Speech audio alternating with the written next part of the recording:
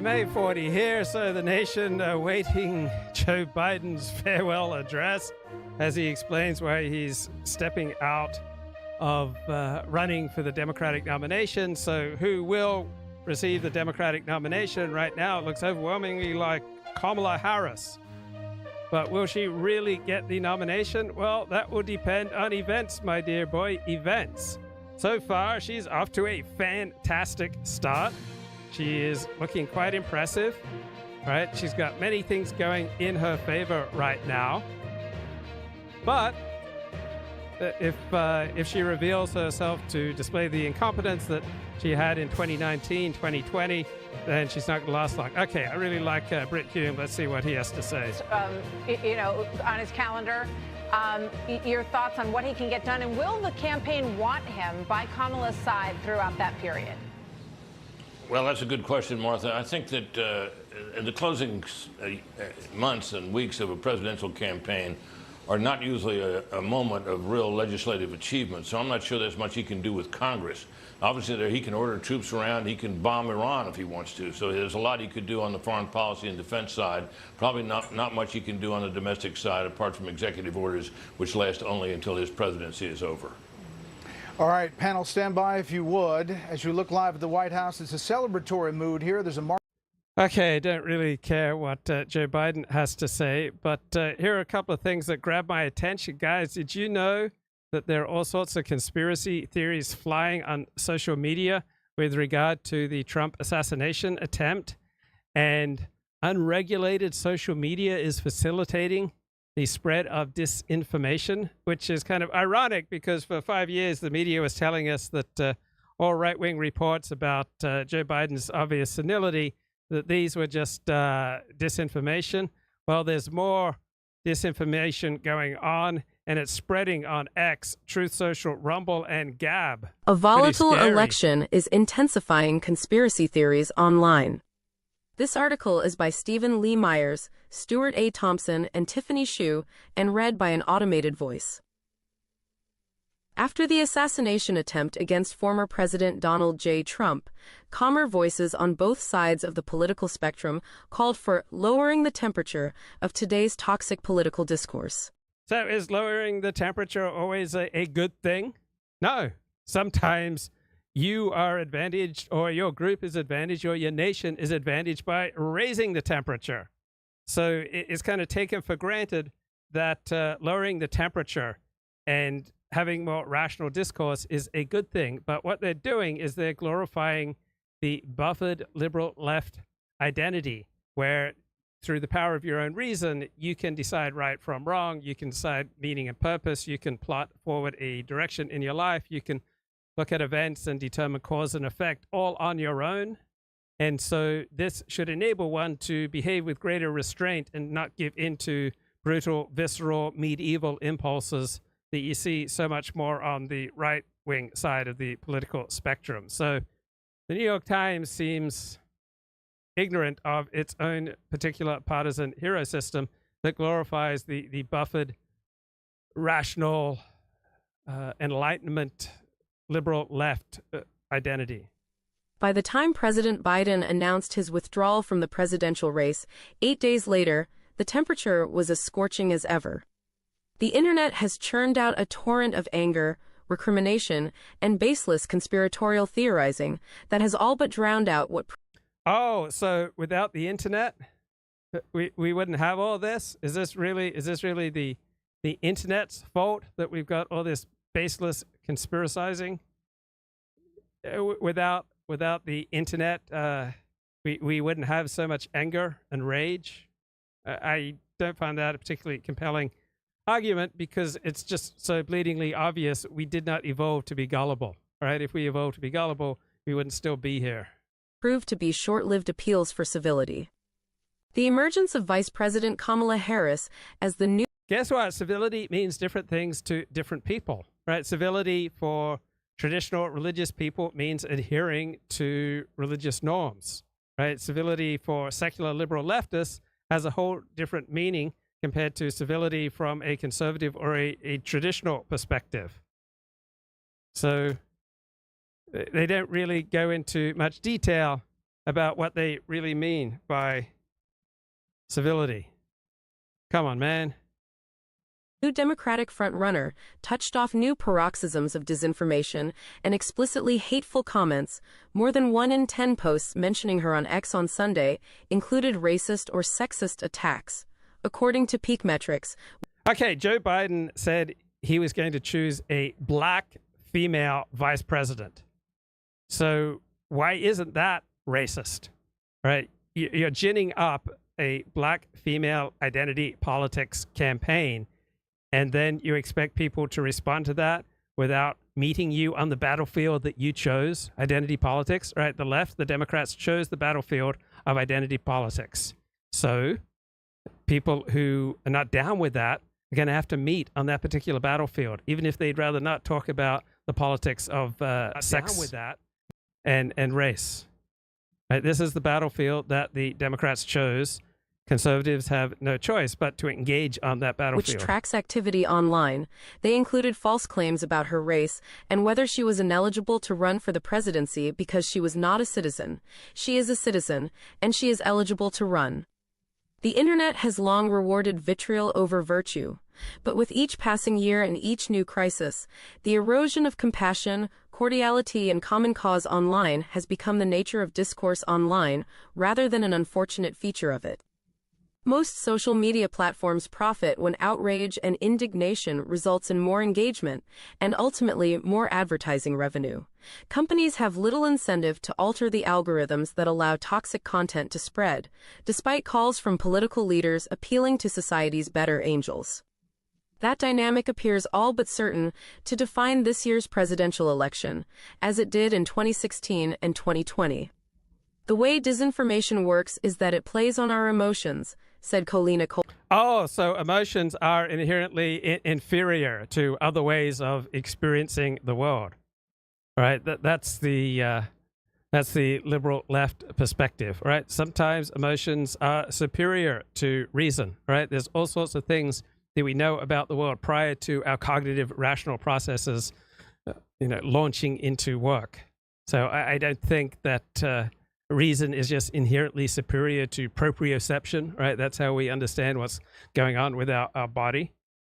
And so much of what's being called conspiracy theories here just refers to different hero systems, right? If you don't have a liberal left hero system, then you live in a world where the dominant institutions, right, have a hero system that is different from yours, right? If your hero system comes from Orthodox Judaism, then you live in the United States of America where 99.9% of Americans have a different hero system, right? Your hero system, if you're on the right, is far removed from those who tend to hold power. So you are going to constantly be looking like you believe in crazy conspiracy theories. From where I stand, racism is a crazy conspiracy theory. I don't accord any moral reality to allegations of racism. From where I stand, sexism, ageism, ableism, homophobia, Islamophobia, these are all made-up moral categories. So from where I stand, the New York Times and the Washington Post and CBS News and ABC News and the mainstream media believe in all sorts of bogus conspiracy theories.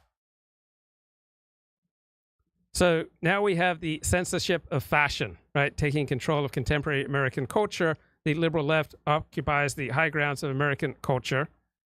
And this insidious form of censorship, writes Chronicles magazine, is not written into our laws or our statutes. It's woven into the very fabric of our culture. It reigns supreme in literature and the arts, on TV and film, music, radio, and many of our churches, public schools, and universities. It is dedicated to the propagation of one agenda, the liberal left activist agenda for America.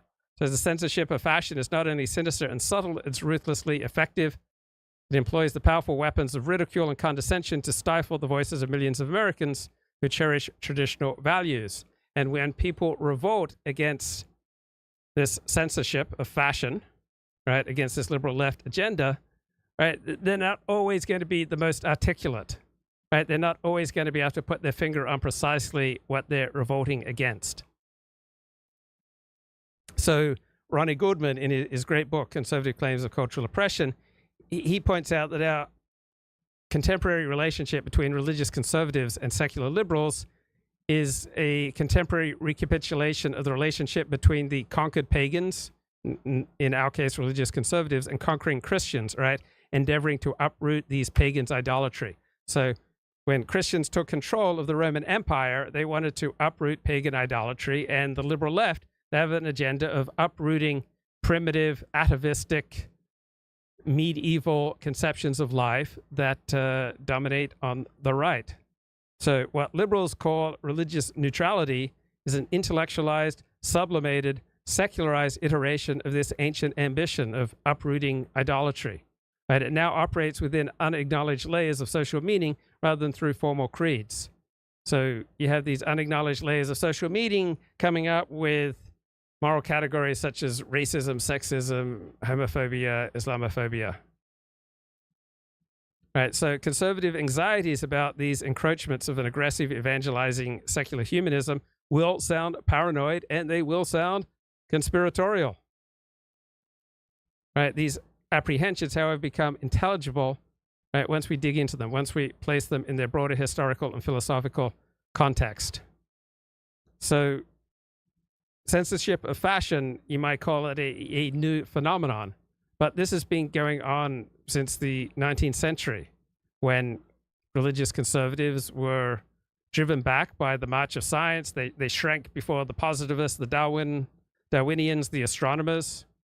Right? We have a long intimidation of conservatives by liberals.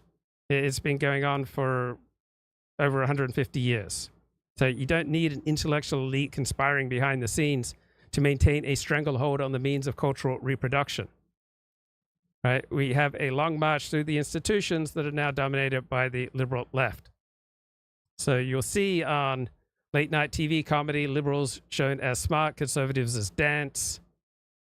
And so you have atheists conniving to confine the reputation of sense, learning, and taste to themselves and their followers. You have unremitting industry to blacken and discredit religious conservatives who do not hold by the atheist fashion. Right, conservatives fear that centralized planning, unqualified equality, other utopian dreams are recipes for a leveling and homogenizing tyranny. So conservative claims of cultural oppression are built upon these 200-year-old conservative suspicions about liberalism and the left. Back to the New York Times. Volatile, a researcher at Bellingcat, an independent open-source research organization. It creates an emotional response. The stuff that lowers the temperature doesn't necessarily do that. In fact, the account spreading misinformation saw followers. Yes, Kamala Harris was born in the United States. I automatically unfollow anyone on X who tries to traffic in the notion that Kamala Harris is not eligible to run for president of the United States. It's a really stupid low IQ argument that has no basis in fact. And engagement spiked dramatically on social media platforms like X, Truth Social, Rumble, and Gab in the wake of the first assassination attempt in the United States in the social media era. Some accounts saw an additional bump after President Biden's resignation from his campaign. Alex Jones, the conspiracy theorist who was until recently banned from X for abusive behavior, gained nearly 50,000 new followers a day immediately after the shooting. And were there any decisions made by the Secret Service, Department of Homeland Security, and the Biden administration that may have facilitated the search for conspiracies? Yes. The Secret Service hasn't held any press conferences. Department of Homeland Security hasn't held hardly any press conferences. There has been a reluctance on the part of the Biden administration to provide details of what happened in the Trump shooting. And so into that gap, right, people are looking for explanations.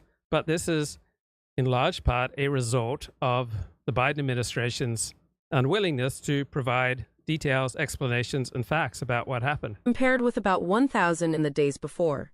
Biden's puppet masters ran the attack on Trump, and they will do it again, he wrote days after the shooting. Libs of TikTok, a right-wing account that has more than So who's in charge of the Secret Service, right? Who appointed the head of the Secret Service, right? It's Joe Biden, right? So the Biden administration has to wear that this failure of the Secret Service is on them. Now, it's good to be king, right? If Donald Trump had run a more professional operation in 2020, he would have been reelected, and then he would have had much more Secret Service protection, and he would not have gotten shot as he did last Saturday night. So this is partly on Donald Trump. He effectively did nothing important to increase morale or resources or effectiveness of the Secret Service when he was in office. And then when he lost the 2020 election, Donald Trump denied to Joe Biden adequate, proper, his due security. So turnaround is fair play. After Donald Trump denied Joe Biden his rightful, equitable, appropriate levels of Secret Service protection, right, then could one really be surprised that the Biden administration would do the same thing? Okay, let's see if there are any interesting comments on Joe Biden's speech. For the 46th president. Notice now, lo these many months and years, okay, 4 more years. Wait, I want to get Britt Hume. Let's go around the panel and get a sense of everyone's reaction to this speech. Britt, let's begin with you. Well, to hear the president tell it, he was fine with running for re-election, thought he could win the race and serve for 4 more years until sometime between Saturday night and Sunday morning when it dawned on him, apparently, that it was time for a new generation of leaders.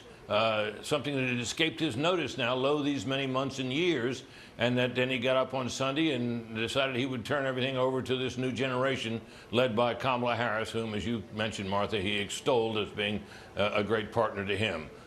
There was enough mention of democracy and the sacredness of it to suggest that there was more than a little political motivation in his speech, since democracy and the salvation of it has been such a... Yeah, I mean, whenever I hear democracy invoked in our political discourse, it's almost always for partisan gain. Now, Republicans are using it to say that Joe Biden stepping down and Kamala Harris stepping up, that this is somehow violating our democracy, right? So whether it's by Republicans or Democrats, I just find all these invocations of our democracy is at threat to be low IQ, pandering, just polemical point scoring that I don't particularly appreciate. The theme of his and Kamala Harris's election program. But it was quite a conversion overnight, it seems, if you believe it. I'm not sure I do. Harold, your party is now fired up. Okay, if Britt Hume comes back with any more commentary, I will cut to it. Back to New York Times here. 3 million followers on X surged as well. So did traffic to Breitbart, the right-wing website which blamed the assassination attempt, without evidence, on the Lincoln Project, a group of Republicans... Okay, so the media picked up the Secret Service and Biden administration's very firm denials that they had denied resources requested by the Trump campaign over the past 2 years. So for a week, the mainstream media was running with a story that was false. Just running with a story that was false simply because they'd been told it by an official bureaucratic source, by the Biden administration, the Secret Service. And it turns out that the Secret Service under Joe Biden has frequently denied resources requested by the Trump administration. So the New York Times frequently traffics in information that is false, and Breitbart also traffics sometimes in information that is false. Affected with Mr. Trump's political rise. The dynamic was most pronounced after the Trump shooting in Butler PA on July 13th. Right, it's good to be king. Right, it's good to have power. There's no substitute for being in power. Right, throwing yourself on the protection of law and on principles is not ideal, because law and principles are always enforced by those with their own agenda. And their agenda is not necessarily going to correlate with yours. You want to be in charge. If at all possible, you want as much power as possible if you want to live and be well. People flocked to social media almost instantly to learn what happened, and in many cases, to speculate wildly before facts had time to emerge. Among those offering unsubstantiated conjecture was Elon Musk, the owner of X, whose web... Well, there's a lot of unsubstantiated conjecture by the news media that in the first minutes that Secret Service helps Donald Trump up after he falls, or, you know, Trump runs away from loud sounds at a rally. So it's not as though false statements, you know, just occur on X and don't occur throughout the news media. Site now plays host to far-right users once barred from the platform for spreading falsehoods or inciting... So what counts as far right? How often does the New York Times talk about far left. Right, that might make an interesting search. Violence, extreme incompetence, or it was deliberate, Mr. Musk wrote within hours of the shooting, referring to the Secret Service, without evidence. The post to date has more than 92 million views. Wait, extreme incompetence or deliberate, without evidence? Well, there's very clear evidence that it was one of those two, or both. I don't find this a particularly strong critique. Disinformation on X, Facebook, Instagram, and TikTok appeared to be amplified by inauthentic accounts, bots that spread specious claims with hashtags describing the assassination as staged. Nearly half of the accounts making those claims were fake, resulting in more than 400,000 interactions, such as reposts or likes, with users, according to Cyabra, a social media intelligence company based in Tel Aviv. The company found the same phenomenon after Mr. Biden's withdrawal, indicating a coordinated campaign to promote. So when I look up far left and far right, we get 7,148 results in the New York Times for far left. We get 18,423 results for far right. So what exactly constitutes far right, far left is going to depend on your particular hero system. Promote Mr. Trump and denigrate Mr. Biden. Readily available tools using artificial intelligence have also made it easier to distort reality, compounding the cacophony. Some people, for example, manipulated images of the shooting almost instantaneously to make it appear that the Secret Service. You know what also distorts reality? Following the news. The news gives us a highly sanitized presentation of reality, largely depending upon the pronouncements of left-wing bureaucracies. So it's not like people who don't follow the news are just profoundly handicapped, and you can just see the dramatic diminishment of their ability to navigate life because they don't follow the news. I don't see that at all. I know many high-functioning, highly successful, happy people who don't follow the news. On the other hand, I know a lot of people who are just news junkies, and I can't see any improvement. All right. Overall, you tell me that you're a news junkie, I would expect that you'd be less effective than someone with your level of IQ who is not a news junkie. Right. Generally speaking, news junkie does not seem to correlate with wisdom or profundity. Damage control for a failed presidency. He started off at the top saying he would always promise to tell us the truth, and he didn't. He didn't tell us why he changed his mind. He didn't tell us really why he was stepping down. He didn't explain what happened this weekend. And he didn't really instill confidence in why he can still execute the duties of the presidency. He did at one point allude to the fact that he was doing this because he needed to save democracy. Trump's a dictator. He can't beat Trump. Someone else can. So resigning is a way to. So number one reason that temperatures are running hot in the United States of America is that politics is incredibly important for people on the left. Politics does not tend to be incredibly important for people on the right. For people on the right, what's important to them is their job, their family, their religion, their hobbies. Politics occupies a much higher level of importance for people on the left. And so you want to look for the number one reason why temperatures are running hot with regard to politics in the United States is because of the left-wing obsession with politics compared to the conservative approach, which is to prefer a less political life, right? The left wants life to be more politicized, not left. And a lot of these discussions of falsehoods are going to depend in large part upon your particular hero system.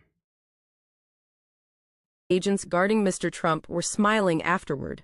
This week, video deepfakes spread of Mr. Biden and Ms. Harris. Traffic skyrocketed on most platforms as people searched for information about an unfolding. So why is traffic skyrocketing on X, Truth Social, Rumble, and Gab after the Trump assassination? Because people, for good reason, understand that news media is not going to want to publish anything that helps Donald Trump, and the news media has been lying to them for 5 years about Joe Biden's senility. News event. In this case, an assassination attempt. It did especially well on those that featured emotionally charged but factually challenged assertions of blame even before the facts could emerge. Rumble and Parler, two websites catering to right-wing users, experienced a bump in traffic. Mr. Trump's own social media platform. Okay, so let's say with regard to group differences, does the New York Times want to engage in fact, or does it just want to use emotional arguments to try to shut down those kind of discussions? All right, what about differences between men and women? Different IQ distributions, different male-female orientations that could result in different levels of success between men and women. All right, there are all sorts of areas of life where the mainstream media wants to avoid facts and to instead engage in intense emotional denunciation.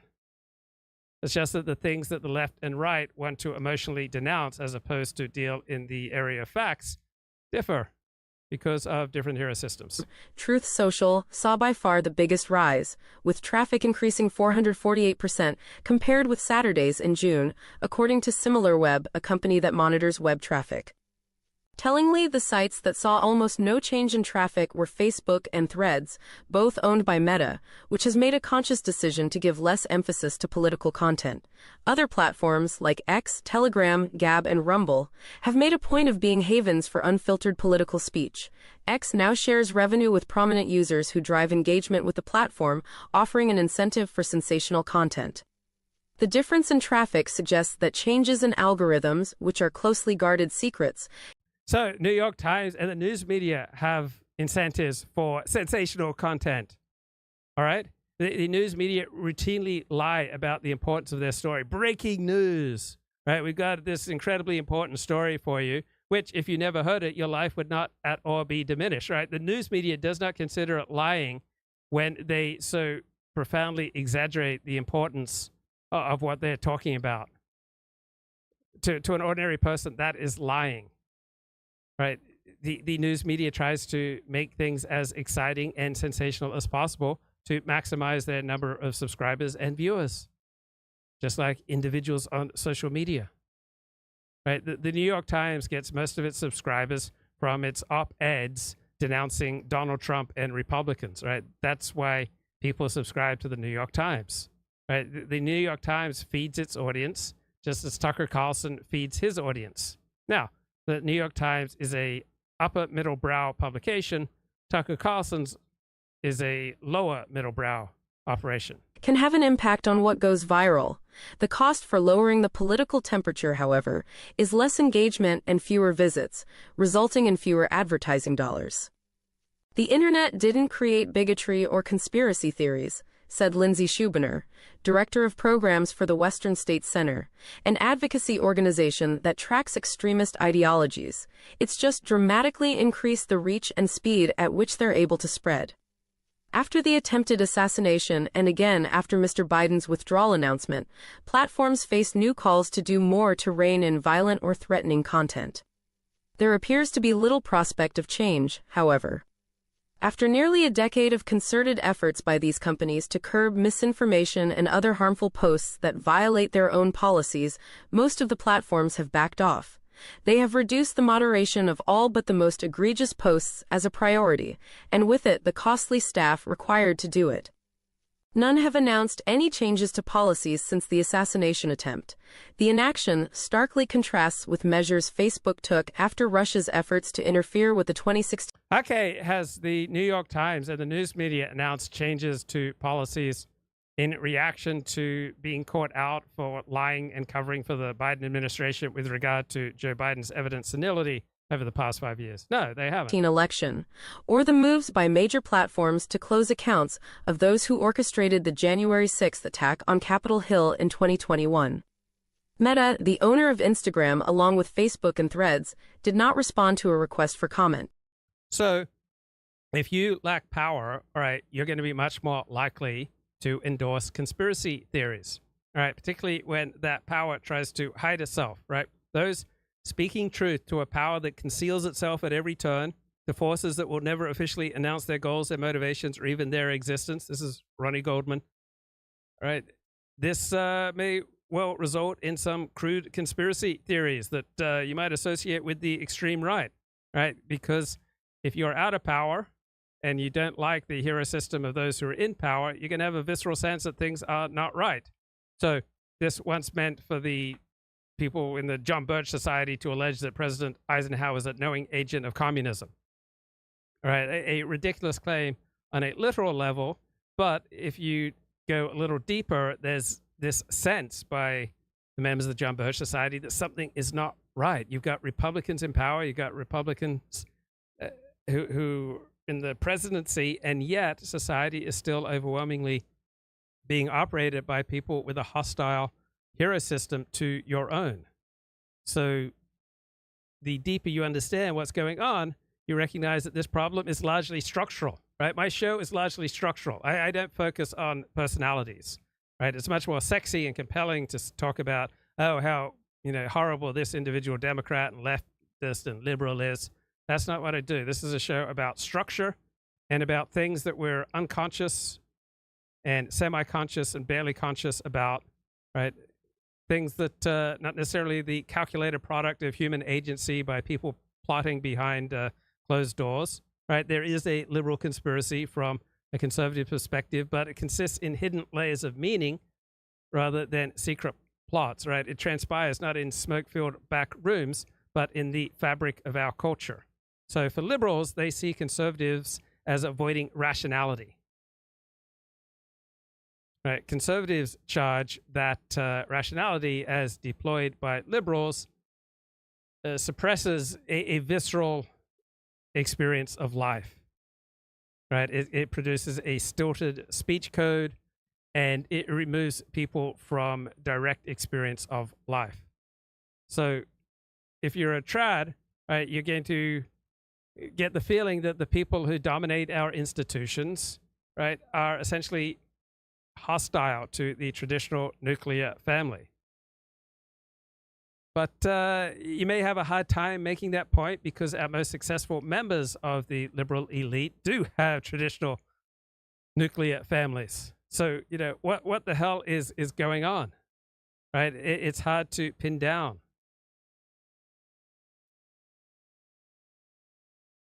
So liberals do not look at the conspiracy mongering of many black nationalists as conclusive proof that racism is dead, right? They say that there's an underlying reality of racism, and this can be distinguished from implausible characterizations of the United States deliberately infecting African Americans with AIDS or having genocidal conspiracies. But liberals understand that many African Americans have a sense that something is not right. So too, people on the right have a sense that those in power are hostile to traditional hero systems. So you can call this anthropomorphization, right? You're anthropomorphizing, you're trying to render human this underlying structural disadvantage that warps the world around you, right? We have all these real social forces. We have the high ground of culture and of media, which is occupied by our enemies. And it results in constant waves of hostility coming at you if you have a traditional hero system. But most people are going to lack the theoretical detachment and the sophistication to frame your grievance in intellectually nuanced terms. So most conservatives will simply lack access to a theoretical, philosophical, nuanced framework to articulate what's going on, what they feel, that they are oppressed, and that the ideals of liberalism have been used against them. So conservatives then will sound conspiratorial, just like African Americans endorse a much higher number of conspiracies than the liberal white elite, right? So conservatives sense that there's a liberal elite working behind the scenes to strip them of their very agency. And what we're talking about here is a metaphysical and existential problem, right? So when you embrace liberalism, you're embracing more than just a set of policies. So African Americans see structural racism as a government conspiracy to infest inner city neighborhoods with narcotics. So too, conservative claimants of cultural oppression anthropomorphize the spiritual dimension of the modern self as the depredations of the liberal elites. So the convoluted stories of conservatives will often come across as unhinged, but this is the predictable outcome of the conservatives' historical predicament, which allows them to sense the deceptive and self-deceptive histrionic mimicry that goes on among our liberal left elite. So it is this dilemma that you can kind of access a few leaks about what's really going on. You only have a limited sense of the true nature of the oppression that you're fighting that yields to all these conspiratorial flights of fancy from the right. But these flights of fancy often have a social meaning and philosophical significance beyond their empirical allegations, right? They're usually inaccurate as accounts of actual present-day intentions of identifying for liberals, but they refer to things going on, to structures that portend greater cultural oppression in the future. So these endlessly convoluted stories by conservatives, their ridiculous conspiracy theories, are ways of articulating their lost love, their ruined hero system, their oppression under liberal left elite. So the populist conservatives of the Tea Party may well be factually wrong about many of their allegations, right? They may be intellectually incoherent. But what's really going on is a resistance to the ruling liberal left elite, right? The person who's on the right, right, becomes ornery when he feels that his self-image as a free and independent individual is under assault. And the dominant liberal left elite ethos is that we all have to behave like courtiers. We're no longer free and independent individuals. We have to recognize that we're all operating in a constant stock exchange where our value is going up or down depending on how well we fit in with ever-changing liberal norms. And so this populist conservatism, this Trumpism, this MAGA movement is an attempt to keep this traditional ethos alive against the efforts of the liberal elites to uproot it, just like when the Christians took over in the Roman Empire, right? They kept trying to uproot the roots of paganism. So the person on the right is standing athwart history yelling, "Stop," to quote William F. Buckley. Right? They are protesting when the forces of order and suppression have triumphed too completely over the will of free men. And this is similar to feminists who protest patriarchy. Right? It's not really about calculated backroom conspiracies to keep women down. They are describing a complex ecology of domination and subjugation. Right? A feminist backlash against beauty culture, right, is not about certain individuals oppressing, but it's about hundreds, thousands, millions of separate individual reflexes that create a national mood that holds women down. So too, conservatives feel weighed down by a national mood of conservaphobia, suffocated by liberalism through the cumulative effect of a million separate reflex actions by those in power, or surfing to reinforce the liberal identity of what ultimately counts in life, whereby certain neural activations are blessed and others are stigmatized and punished. So critical race theorists will warn that we fail to recognize our own racism. So too, conservative claimants of cultural oppression warn that we may fail to recognize the secular humanism and anti-religious hostility, which is so pervasive and deep-seated that it's not recognized as such.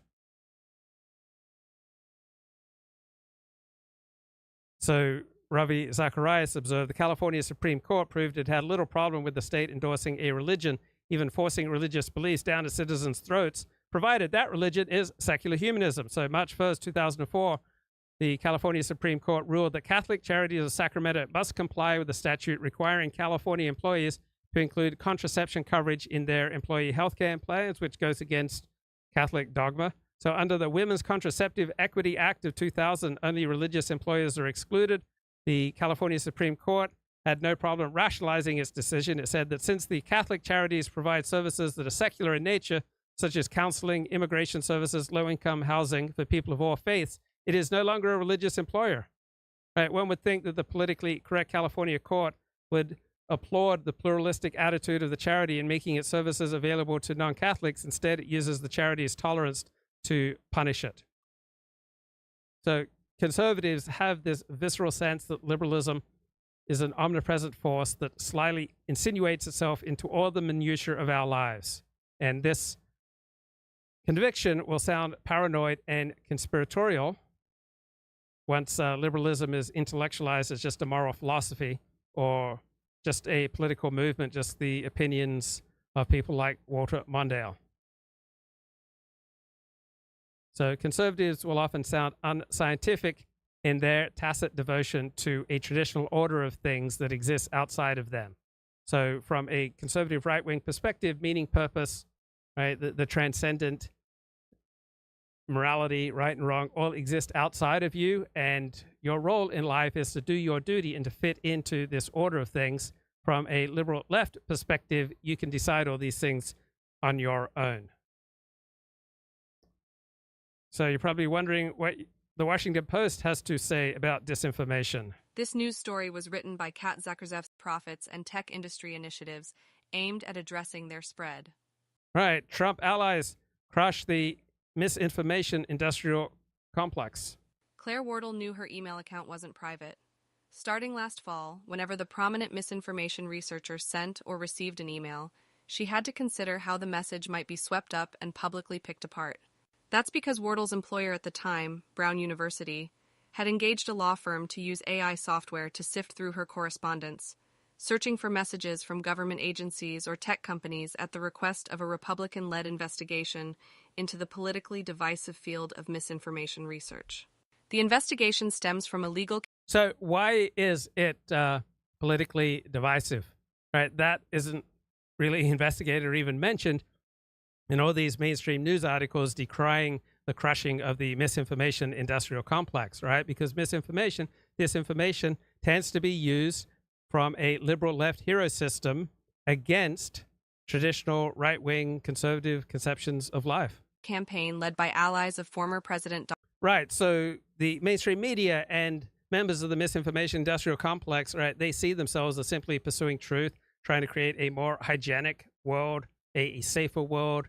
They're trying to reduce harm to people.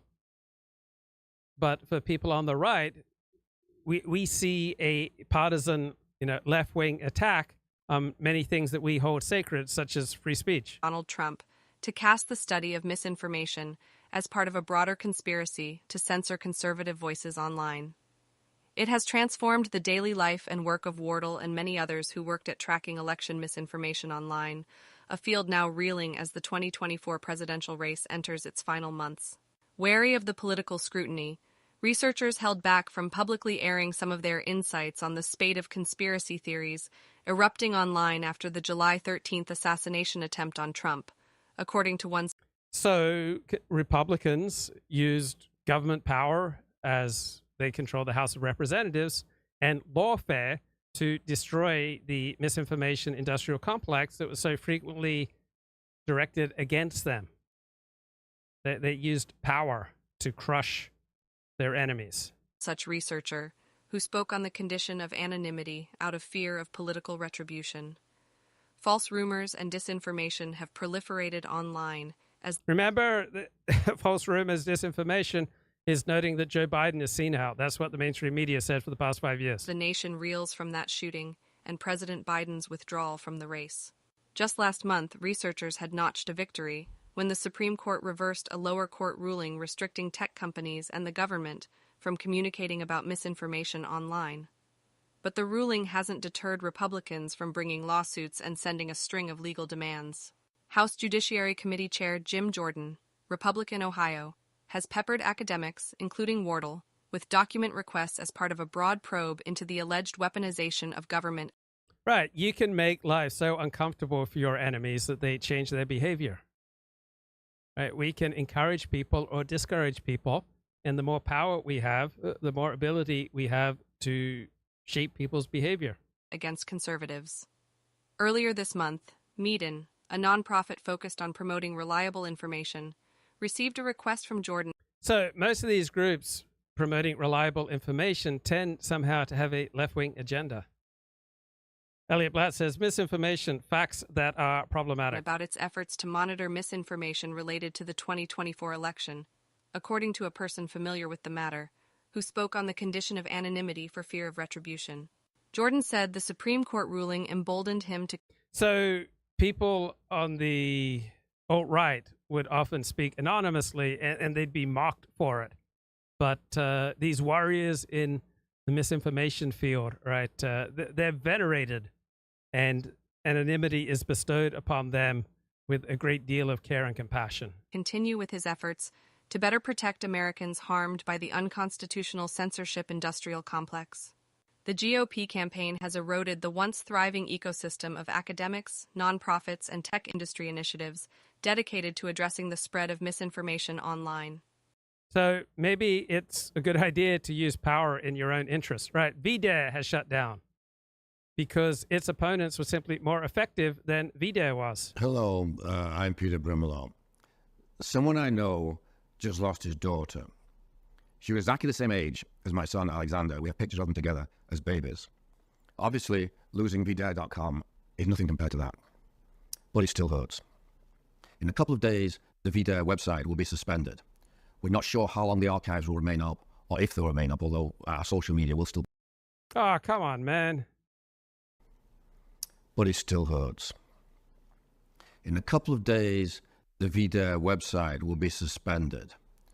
We're not sure how long the archives will remain up, or if they'll remain up, although our social media will still be accessible.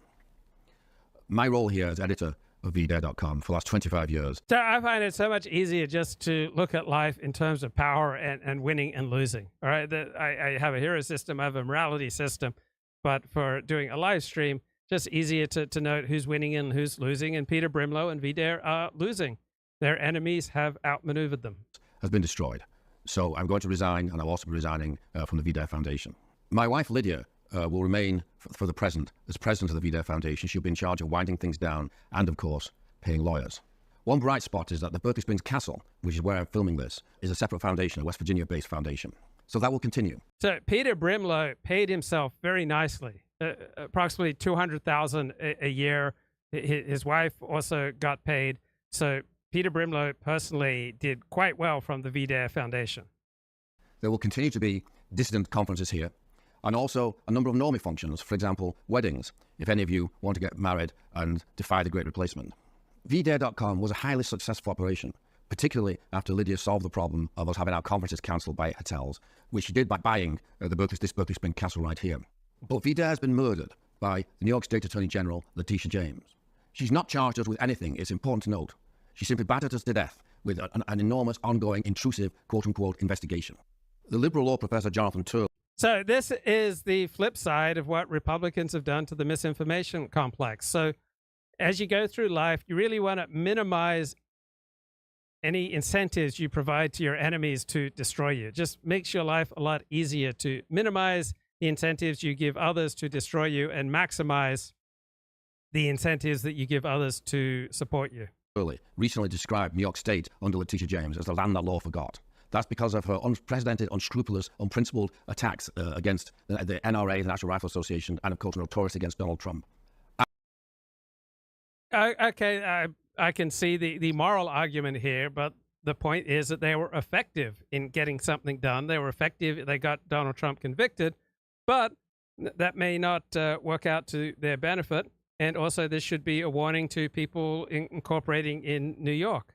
So VDARE lost, their enemies won. And, of course, against VDARE.com. The VDARE Foundation has been registered in New York State, alas, since 1999. We did that at a time when nobody had ever heard of lawfare or of Letitia James. So we have lawfare going on in Israel, right? Around 1997, the Supreme Court in Israel decided that it had the power to rule whether or not legislation passed by the parliament was reasonable. So unelected judges, right, there's the Israeli judicial system, to the best of my knowledge, appoints their own judges, right? They're not politically appointed. So these unappointed aristocrats want the power and have taken for themselves the power to rule what parliamentary legislation, right, the will of the people, is reasonable or not. More or less absolute and unaccountable power back in the 90s, and took upon themselves the ability to review every piece of legislation for constitutionality and every administrative action for reasonableness. Okay, this is Michael Kochin, a political scientist at Tel Aviv University. Without any clear empowering in the law. This high-handed approach kind of escalated because when the elected branches started talking about reform and about formal constitutional changes to reign in the Supreme Court threatened that it would in fact strike down constitutional changes, which in the 90s, at the time, Aaron Barak, who led this revolution, said that the one way to rein it in would be constitutional changes, formal changes in the basic laws of Israel. But now the Supreme Court has arrogated to itself the power to strike down basic laws. It has done so. And so now it's completely out of control. But what happened was one way to put it is the right, some elements on the right had opposed this. So why was Israel's left-wing judiciary able to arrogate to themselves all this power? Because they were simply effective. Right? They took it and no one has defeated them. So here are just a whole cascade of examples of how it's good to have power and it sucks not to have power. From the beginning, and a few elements in the center and left. Netanyahu himself had never promised really to do anything about it, and never. And the chat says prison rules and total war. Well, if you start invoking that, your enemies will start invoking that too, and you may not like the consequences. So be careful what you say publicly, because you are incentivizing your enemies to come back at you very hard. Never empowered the people who would do something about it. The Bennett, prior to the Netanyahu government, the Bennett-Lapid government actually talked about it just as much, and maybe, but of course they didn't really do anything either. And for the listeners who may not be abstract, was that this is an issue on which a lot of people who are or were Netanyahu partisans were very exercised, but he himself. Constitutional law, and the Supreme Court would say it's unreasonable, and they would dismiss it on that basis. So what happened? That's the escalation, right? Previously, they'd done this to ordinary laws and said that they were unconstitutional in the light of the basic laws, which the Supreme Court has said is the Constitution of Israel. And now they've said even basic laws can be ruled unconstitutional if we feel like it. So that's yeah. Essentially, the aristocrats in the Israeli judicial system, they get to decide for themselves what rules passed by the people's representatives in parliament are reasonable. No wonder Bibi Netanyahu got sick of this. That's where we are now. So the reform agitated a lot of people, and as you said, there were protests that basically made the country ungovernable. Netanyahu. Right. If you don't control the streets, right, you don't control the country. Right. You need to have power. You need to control the streets. Right. If the country's ungovernable and you formally have the title of prime minister or president or governor or mayor, you only have power in name only. You have to control the streets. You have to crack down on people who are disrupting the public order. Who's not, whose whole approach has been based on avoiding crisis and confrontation, probably because I think he's not, he knows himself to be a weak manager of crises, as he showed with COVID, and as he showed with the constitutional reform, as he showed with this war. So what I was trying to get at the beginning, but I guess it was too abstract, was that this is an issue on which a lot of people who are or were Netanyahu partisans were very exercised, but he himself never was. And he himself never promised, never committed to any measure of reform, any kind of curbing the court. He never thought whatever political price he had to pay for that would be worthwhile. The problem is this has not been reciprocated by the Israeli deep state or the Israeli administrative state. And they chose to engage in a pretty extensive campaign of lawfare to destroy him personally and politically. Come on, YouTube. I'm trying to run a show here. The Supreme Court put on the occupation, on Israel's military efforts, because Aaron Barak thought everything was subject to judicial review. Yeah, Aaron Barak is the head of the Israel Supreme Court, and he essentially thinks all government policy is subject to his whim. Though he occasionally backtracked on this, but everything was justiciable. Everything was justiciable, including every single military action taken by the country. And as the country turned right, I think to some extent there was more. The right got, more right-wing, more hawkish. And it became unhappier with the ways that the court interfered with the occupation and the potential for the court to interfere with Israeli national security actions apart from the occupation. The state of all its citizens, I think, led to less screaming and yelling, I think, than immigration, where the court, like a lot of these Supreme Courts, but here with less legitimacy, had prevented the government from taking some steps to curb illegal immigration.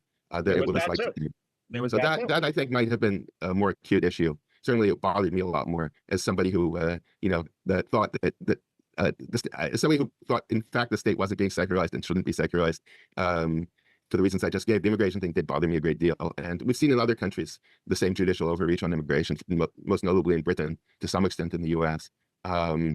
So what built these streets, Michael? I'm sitting here. Democracy and these changes would mean the end of democracy in Israel. It would be fascism in Israel. Bibi was a monster.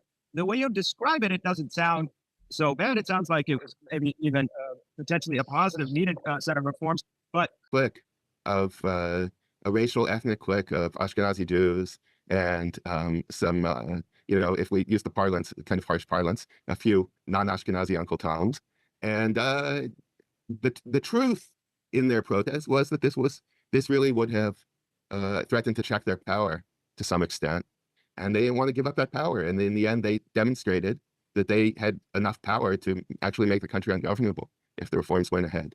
The language of democracy here, as we often see with opposition to populist or nationalist parties, is the opposite of the truth, right? It's the same kind of thing that where you see Viktor Orban, who wins in free elections with overwhelming majorities and holds no political prisoners and has no official government censorship of anything, is described as an autocrat, okay?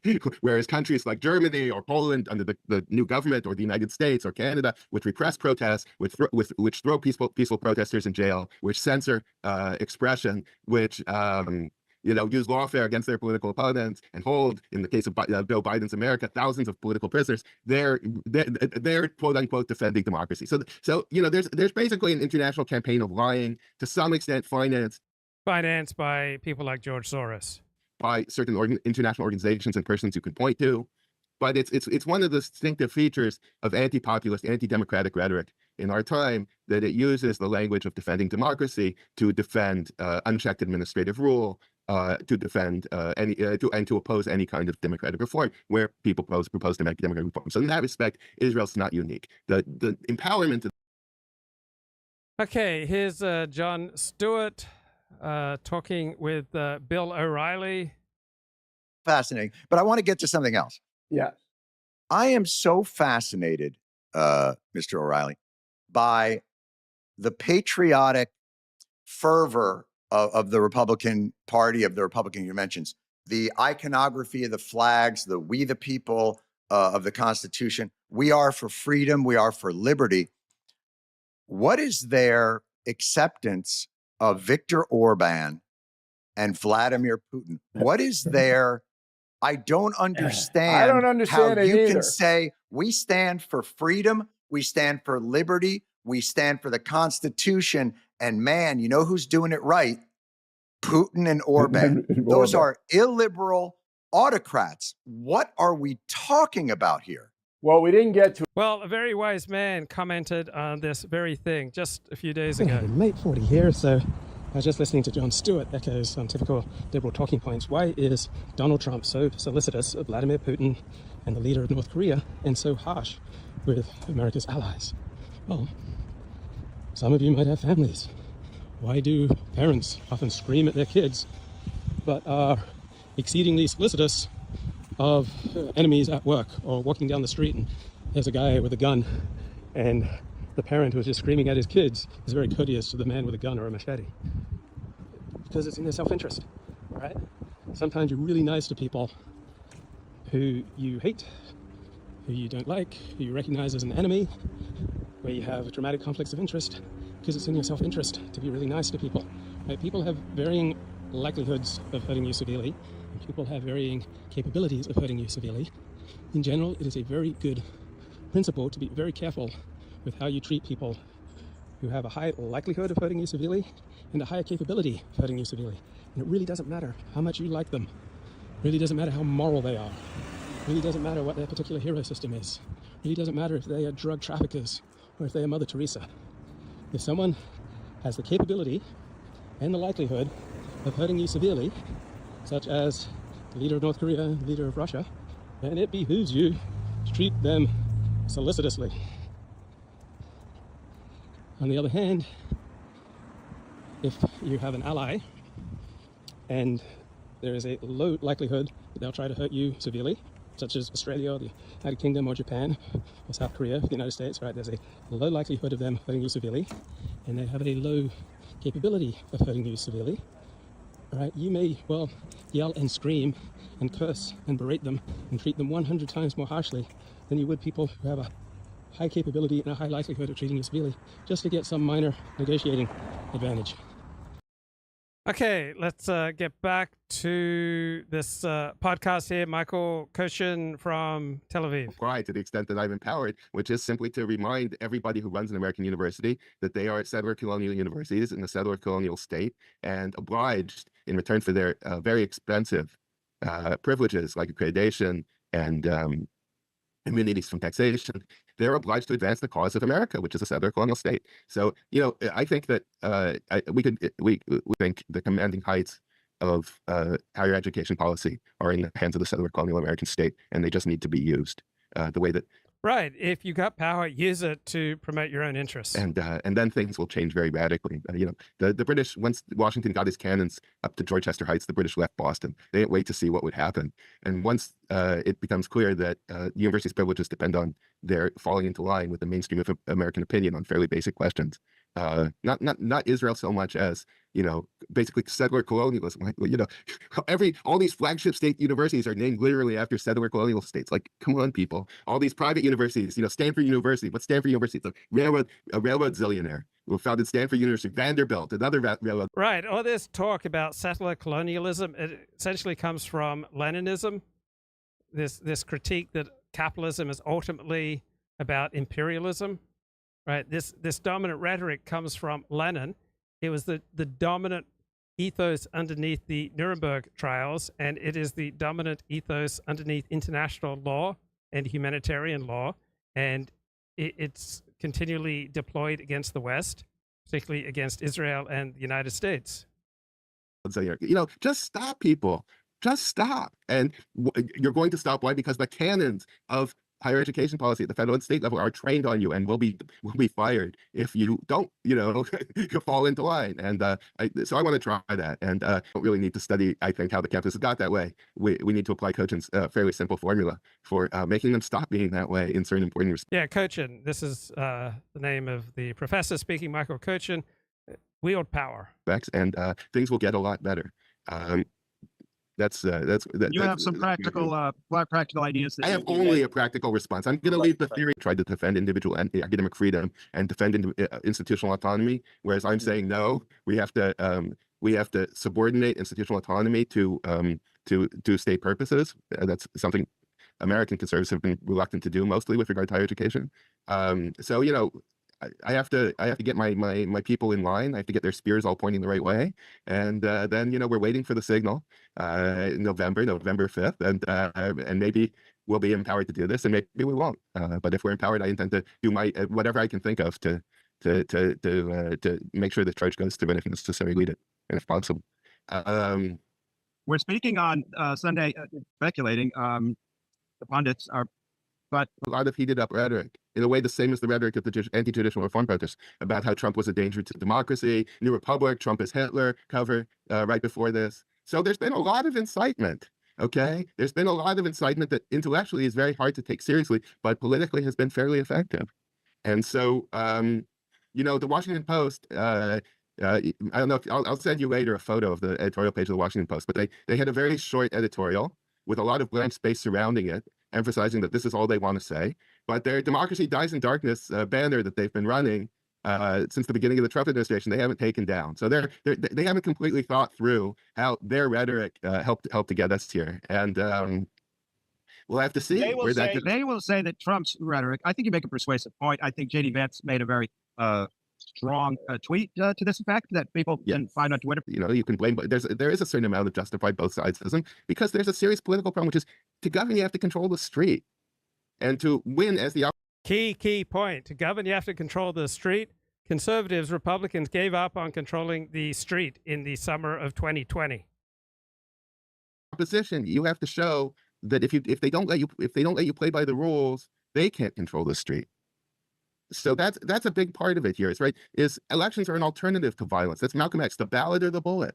And the way that we ensure we get to use ballots is by showing that we are ready to use bullets, which means both, you know, being prepared mentally, psychologically. Whoa, right? The way we ensure we get to use ballots is by showing that we are ready to use bullets. Rhetorically. Okay. So I think, one shouldn't be too goody two shoes about this. You mentioned Switzerland earlier. There's an old Swiss custom which is still practiced to some extent, which is that to vote you have to show up with your gun or your sword. If you're canton, you have to show that you're taking this very seriously and you understand what it's about. And so like it's not all pleasant and pretty and all that, but what also shouldn't exaggerate. We are Switzerland then, because everybody's carrying a gun. Right. The soldiers are everywhere. Right. Yeah. So Israel, unfortunately, that's, when we get to the lessons of the war, one of the lessons is in Israel, there's no right to bear arms. Private gun ownership is substantially restricted. It's still restricted despite some reforms that were put in after October 7th. This is probably all a big mistake and needs to be changed. But I would say, look, it is the ballot or the bullet. And if you want to keep your ballots, people have to be reminded of that from time to time. The ways they're reminded of that are not always pleasant or especially attractive, but because, like an electrician working on the wires, you have to know what the dangers are, and have to deal with them the right way. And it doesn't help to have fantasies. Okay, to think that the things that aren't dangerous are dangerous, or vice versa, is not helpful. Doesn't really help us deal with this. That would be my response. So if you want to blame Trump for some things he said, I mean, like, I'm not the guy who wants to put people in jail for saying stuff. So go ahead and blame him, and we can argue it out. And probably some of the time, some of the things you'll say against him will be right. But you have to keep in mind, you have to be aware of this problem, right? For example, when Trump had to was in the California primary in 2016, he had to be brought in to a rally via a side entrance because he was being chased by gangs linked to Mexican cartels. So like the idea that like things were okay if it hadn't been from a few words from Trump is just wrong, right? The problem is the problems are much more serious than that, and the dangers are much more serious, and that means that people have to face them seriously, which means not with exaggerated rhetoric, right? When Trump stood up with his fist, right, and yelled "fight, fight, fight," I think he did two things. One is he probably saved a lot of lives, because I think if there had been hours of uncertainty about Trump's health, things might have gotten out of control. And he had the calmness of mind, the calmness of decision to see that right away, that he had to show himself as in relatively good shape to the crowd, despite the wound and despite the blood on his face. And second, right, he raised the fist. He said, "Fight, fight, fight." He did not say, we're going to be nice and peaceful. He said, it's his version of Malcolm X, the ballot of the bullet. One way or another, there's going to be a fight. Better it be a fight using laws, using the ballot box. But if not, it's the fist, and it's the angry rhetoric that is intended to make people angry and use their force in defense of their rights. And that's not, none of this. You have to face this soberly and sensibly, and that's, I think, what everybody should take from this moment is, yes, we are very close to the edge in America. We don't want to go there, and we will go there if people don't understand what's going on and understand how to deal with it. And that would be my, and that applies to everybody. It applies to me, and it applies to all my fellow Trump partisans and Mr. Trump, and it applies it was symbolically, right? The guy intended to blow Trump's head off at the Trump rally in front of a global television audience. I guess, maybe it's a personal weakness or something, but I'm not viscerally opposed to political violence. Whoa, you're not supposed to say that. I'm not personally, viscerally opposed to political violence. I taught a whole course on party conflict, where one of the questions I wanted to thrash out with the students was why and when exactly are we against political violence, and why does this distinction deserve the kind of bright line that people seem to think it does? So I'm not so clear on this. I think that one of the ways you have civil discourse between extremists and the mainstream is because everybody has a lot of guns, and that the fact that the U.S., for example, there's a fairly, I know I went to the Tacoma Park Independence Parade, and so there, violence is a male thing, and thinking about violence. Yes, violence is primarily a male thing. Thinking about violence is primarily a male thing, and committing violence is primarily a male thing. Violence is a male thing, and part of the difficulty of the feminization of our politics and the feminization of the professional managerial class is we all have a much more hysterical attitude toward political violence. Hysterical, of course, comes from the Greek for uterus, right? So our ability to think calmly and coolly about terrible things is weaker than it used to be. And that doesn't make the terrible things any less terrible or the prospect of them any less likely. It just makes our ability to manage them coolly and calmly it just weakens our ability to manage inequality in government. So that's something that we need to think about, how we can, how we can think about these things more sensibly and less hysterically. Well, we're almost out of time. We're going to need to start to guarded against right-wing violence, right? They're not so good toward left-wing violence, at least in the last few years. It's not so well regarded, and there's not as much of it. But is that incorrect? Well, the professional managerial class and the state in general across the world is very well armed and guarded against right-wing violence, right? They're not so good toward left-wing violence, at least in the last few years. But I think this question of who's to blame and who was yelling more, that I would say that's kind of a hysterical response. That the real problem is that the people who talked about shooting Trump were not sufficiently afraid of what Trump supporters would do if that actually happened. Whoa, the people who talked about shooting Trump were not sufficiently afraid of what Trump supporters would do if that happened. Okay, the balance of fear has been lost.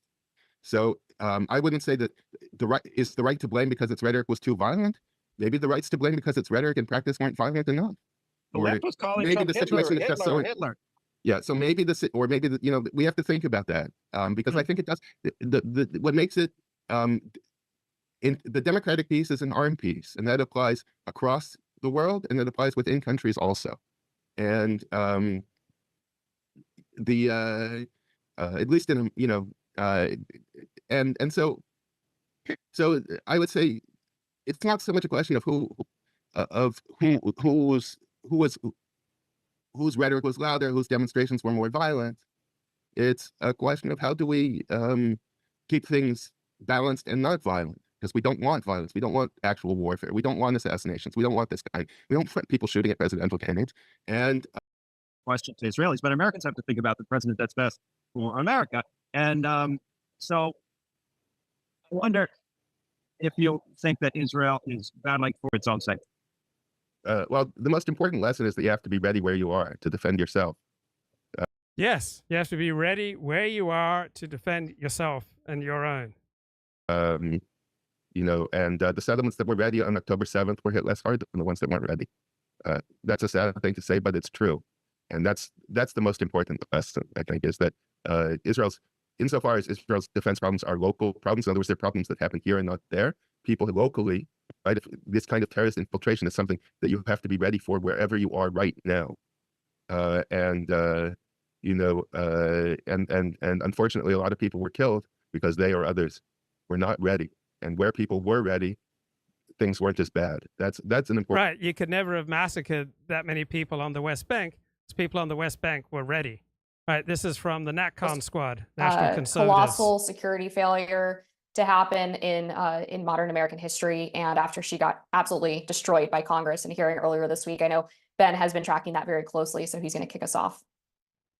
So for better or worse, I had the misfortune of watching the entirety of Kim Cheatle's hearing before the House Oversight Committee, in which she pretty much refused, either could not or would not provide answers to some of the most basic questions regarding what transpired on July 13th, what transpired in the run-up to July 13th. How did this 20-year-old purported loner, purportedly with no assistance and little tactical training, end up outfoxing the entirety of the Secret Service and local law enforcement and the Homeland Security investigators that were on the ground, and be in a position, easy position, to assassinate a former president and a leader to reclaim that office in 2024? How is it that Crooks, the would-be assassin, had aerial surveillance himself, flew a drone over the site potentially multiple times, yet Secret Service allegedly did not have any aerial assets at the site? How was this building, how was the line of sight not obscured? How is it possible that there were agents, supposedly snipers, inside the building, but not covering the roof Blatt itself? Back onto the show. Mr. Blatt, what's going down, bro? Blessing Luke, can you hear me? Yes, sir. Loud and clear. Okay. All right. What fun. Every day is a new day, bro. Beautiful. New adventures every single day. All right. Hey, what do you think Kamala's percentage is? Give me your probability of Kamala actually winning. 40%. 40. Okay. Fair enough. I would say a little bit lower, but I was amazed. I'm totally amazed that she's even in the conversation. Like, they just, objectively speaking, there's so much stuff that sink her candidacy, don't you think? I'm not sure. I was reading an interview with the person who wrote a biography of Kamala Harris, and he said that she's been consistently underestimated her entire life. So I don't think it's just pure blind luck or pure affirmative action that has placed her this close to power. Okay. All those quotes notwithstanding, all those sort of ridiculous word salad quotes don't have any impact on your thinking whatsoever. They're not decisive. Okay. No, I don't think they matter that much. Okay. That's where we differ, bro. I'm trying to shake my own coconut I'm trying tree. to shake my own sort of predilections, my own sort of biases, given my upbringing and given the context in which I was, grew up. Any one of those, you've seen all those dozens and dozens of Kamala tweets that are just completely like bewildering, right? Yes. And and so, I don't think they're nearly as damaging as people on the right think they are. Yeah, okay. That's where we differ, because I'm from that perspective. I think any one of those is singularly enough. And this is, I can't believe I'm talking to myself in such terms as being antiquated, but these are just gaffes. These are gaffes that are howlers. These are disqualifying. Joe Biden had just as long a history of gaffes. He dropped out of a previous presidential campaign for plagiarism. Joe Biden was a motor mouth and a gaffe machine, and he won president of the United States in 2020. So I think there's a very good chance that Kamala Harris will do the same thing this year. That's amazing. That's totally amazing to me. Like, I was listening to Herb Halpern this morning, and Mark Halperin. Halperin, not Pern, like I've been saying. Thank you for the correction, bro. Because I know how important pronunciation is in these. Yes, these it shows you're part of the elite. Yes, and believe me, Luke, if anyone's in the elite, it's me. So anyway, I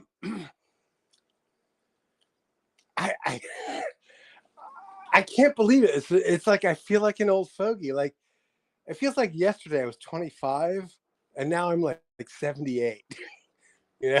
Like the terms of the discourse have changed so substantially, completely unbeknownst to me. Does that make any sense? Yeah. So if Kamala Harris says like retarded nonsense, I'm like, oh, okay, fair enough. She won't be president. But no, she's definitely in contention. That's what I'm getting. And I'm like, I don't even know how to orient myself. Well, I mean, who are some of the lowest IQ presidents we've had? Probably, George W. Bush. He was low IQ, lazy president. Probably 120 IQ. Ronald Reagan probably wasn't a rocket scientist. I don't know. Yeah, I absolutely think that she can win. Interesting. I guess I just failed to adapt. I failed to adapt to these new circumstances, because to me, like, time froze in like 1990, and I have yet to fully adapt to the new circumstance.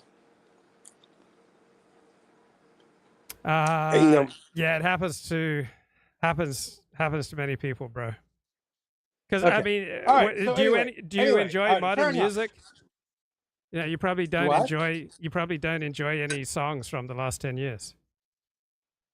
Last 10 years, no. Last 20 years, possibly, yes. But yes, last 10 years, it's all noise to me. All noise. What delicious repast are you enjoying right now?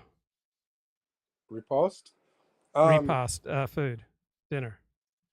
Oh, sorry. I've got refried beans, fresh salad with peppers, garden fresh, exotic sweet peppers, not this sort of plug tier, Safeway tier sort of red peppers. I'm talking about like exotic, sweet I got it. Italian pepper. Okay, I got it. You know what I'm Okay, saying, I bro? got it. Okay, I got I it. store with the Eagles, bro. I store with the Eagles. Okay. You know what I'm saying? When it comes to peppers, I'm like Sergeant cowering a bunch Pepper's of Lonely Hearts Club Band. you have to look at me, and I'm looking down at you with a face like mine looking down at you with regard to peppers. You must Okay. understand this. Got it. Okay. Sorry, I don't mean to go on while I'm cooking, but you happen to be streaming when I often are cooking, you know. So Okay. and it's sort of one of the great joys of my life. So I'm cooking and listening to 40, and yes, I'm cooking, and yes, I'm nibbling here and there as I'm preparing dinner. So I apologize. For No apologies necessary. This is a place of love and inclusion. Okay. I was hoping so. So anyway, I'm listening to Mark Halperin on the morning debrief, and everybody's talking like Kamala Harris is a realistic possibility. And I'm like, are you people on Mars? Like, I can't even comprehend this. Can you? Yes, I told you, 40% chance, right? Trump probably 60% chance, Kamala 40%. Okay. I'm like in the 90-10 zone, like 90% Trump, 10% Kamala. I don't think she can withstand the pressure, the scrutiny. She's going to be forced to make public appearances, and she's going to be forced to extemporize, and she's just simply not able to. But you're saying that we're so low IQ, it doesn't matter? And she's not low IQ. She's very smart. She has not had a great track record in dealing with hostile questions, in managing people. All right, 90% of her staff has quit. All right, she definitely comes with some severe liabilities, but she also comes with some strengths. She's an attractive woman. I mean, most guys I know in their 50s would. The cackle doesn't bother them. She's got a lovely face. I think she's got a nice laugh. She's got a wonderful smile. I like her long hair. She's got a beautiful figure. You like the laugh. It doesn't bother me. It doesn't bother you? No. Oh, dude. See, my skin crawls completely, like from the base of my spine, all the way up my back, and around my head, and down my chest every time I hear that cackle. And you wouldn't, right? If you had an opportunity to date someone who looked like Kamala Harris, you would say no. I would say no, bro. I'm aesthetically driven, bro. I'm a very sensitive soul, dude. Very sensitive. So you'd never rub one out thinking about Kamala Harris? Not a possibility, bro. Not even a possibility. Even when she was younger? You never thought, hey, I'm not a Negro tonight. I'm Willie Brown. No, bro. No. I don't know. Maybe I'm just so like New England. I'm so old school. You know, that's probably my problem. That's why I don't fit in this world. That I've sort of raised in these sort of, unnaturally constrictive circumstances that I just can't get on board with the modern zeitgeist. Okay. I mean, different people have different yearnings. Different gifts, bro. I have different gifts. Yeah. All right. Well, okay. So, all right. So, can I switch topics shortly? Yes, sir. All right. So I went to the beach today, right? It's a beautiful day. Normally in July or late July, San Francisco is completely fogged in. It's not a beach day. Right. But for some reason this year, we've had like several exceptional beach days in July. So I went to the beach and I go to the beach. You know, it's the beach I always go to. But this time I go to the sand. I usually stay at the beach house on the concrete, but I went down to the sand today, right? Just sort of rub elbows with the plebs. And then I had this weird insight experience where there was hot chicks. Well, let's not say hot chicks. We'll just say chicks. There were chicks all over this beach, Luke. It was like, 4 to 1. 4 hot chicks to 1 dude on this beach, right? Yes, sir. But these chicks would congregate in groups. There was like pods of chicks. Yes, Chick sir. pods. You know what I'm saying? Yes, sir. And then I started looking more closely, and I'm like, oh, hold on. There's a sociological divide here, right? So there were the fat chicks with tattoos, or fat chicks with maximum tattoos. Yeah. And then there were sort of medium tatted chicks with medium tattoos. And then there were like ultra hot chicks with no tattoos. Yeah. And they all occupied different sections of the beach, and they didn't like interact. It was like 3 different countries on one beach. Have you noticed this? Yes.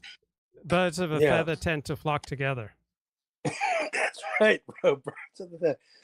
And it was like weird. And I'm like looking, I'm scanning the situation.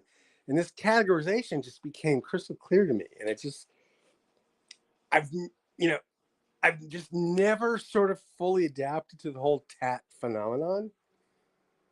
And I just don't know what's going on here. What is somebody trying to communicate when they get this sort of big, grotesque tattoo across their chest?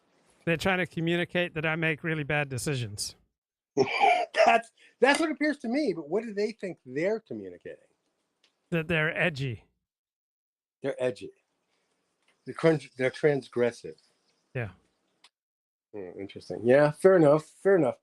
But and there just seemed to be no recognition on their part that they'd made a poor decision. And they were like flaunting it, like as if it were a beautiful thing.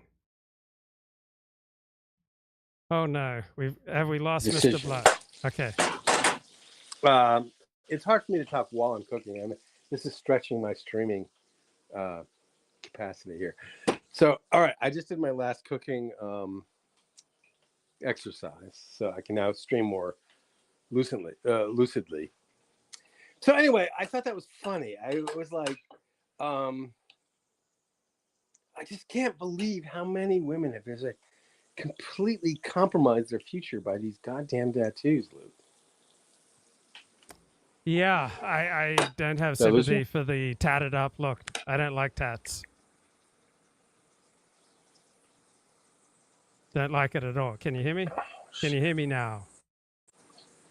Okay, maybe we'll get.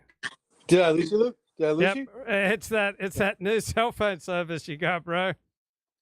I know. I got this cheap ass fucking, excuse my language, cell phone service. Yes. All right. Listen, I gotta cook. I gotta go. Bro. You'll just have to ruminate on what I said. All right, bro. Okay. All right, blessings. All right. Spoiler alert. Blessings. It's what we talked about here last night. We're going to talk also about to vote to the right to choose. I want to say one thing about two-way, whether you're watching on YouTube, whether you're watching here on two-way. There are alternative voices. This isn't necessarily the right platforms. The John Meacham written, John Meacham, yes, John Meacham worked on that, and he worked on it for longer since Sunday. The John Meacham speech of poetry about democracy and about why he ran, but he never said, my poll numbers were too bad to win. He never said, my acuities dropped too much for me to go forward. He never gave a reason. And if you wanted to hear a great Biden stump speech, not particularly well delivered, it was there for you. The poll report says his family was in the Oval Office, lovely valedictorian event for the family and for the president. But he's left open the question of why exactly it is that he gave up a nomination that he fought for, he thought was his, and he gave it up to someone who, at least up until recently, he was very skeptical could win. Okay, let's do my new theory. And it comes from talking to a lot of people today, including Meghan McCain, who's one of many women I heard from today, still up in arms about J.D. Vance and some of the things he said about parenting, about cats, about the rights of Cat parents. ladies. And I'm hearing from a lot of women, including a lot of Republican women, that they're really angry about this. On the Democratic side, and this is really where my theory comes in from talking to folks, here's what I think. I think when there's a feeling amongst a lot of women that when Trump won the first time, that they didn't do enough to stop him from winning. And they clearly, because of Roe and just not wanting Trump to be president again, there was obviously a lot of effort before when Joe Biden was the nominee to stop him. But what I'm sensing now is women are saying, we can't let this happen again. We can't let a female Democratic nominee for president be destroyed. We can't let Trump win. And it's in our hands. It's in our power to mobilize and stop him. That's the sense of getting. Doesn't mean Trump's going to lose, but that's the sense of getting. And I just heard from somebody, a Democrat, who was very pessimistic about Harris's capacity to raise money, which for now bring something Democrats can Kip back onto the show. Kip, what's going on, man? Hey, man, you got to tell Elliott you're trying to run a high quality show there. I know Yes. you're full of love and inclusion, but it sounded like one of those get-togethers where a guy's giving a talk after people have had dinner, Yes. and too many people have not got done eating, and all you hear is the silverware clinging in the background. Come on, man. Come on, man. Come on, man. Anyway, I don't know why YouTube recommended it to me today, but I saw something with you with a long ass beard looking like Moses or something from about 15 years ago. And I'm telling you, you had the skills in front of people to be a comedian. You know, I don't know if you didn't think that you weren't funny or whatever, but there was something there. I don't know if you ever considered such a career. Do you ever think of anything like that? A little bit, but I haven't done the work. Mm-hmm. Yeah, I imagine it would be stressful, but yeah, I could see that you had seemed like you were the exact opposite of me when it comes to public presentation, and really you were in your element. You know, I could tell when somebody's in their element. You were really in your element, or maybe you were just giving speech number 42 that you've given 100 times. You know, you looked like you were in your element. Either way. Yeah, I hadn't given that speech before, but yeah, I think it went pretty well. Mm-hmm. In trying to stage your main with what you were talking about, you know, I feel like the media has done its part where someday America is going to be aching for an Ayatollah to try to get away from the BLM, pride, DEI horseshit that has been foisted upon them.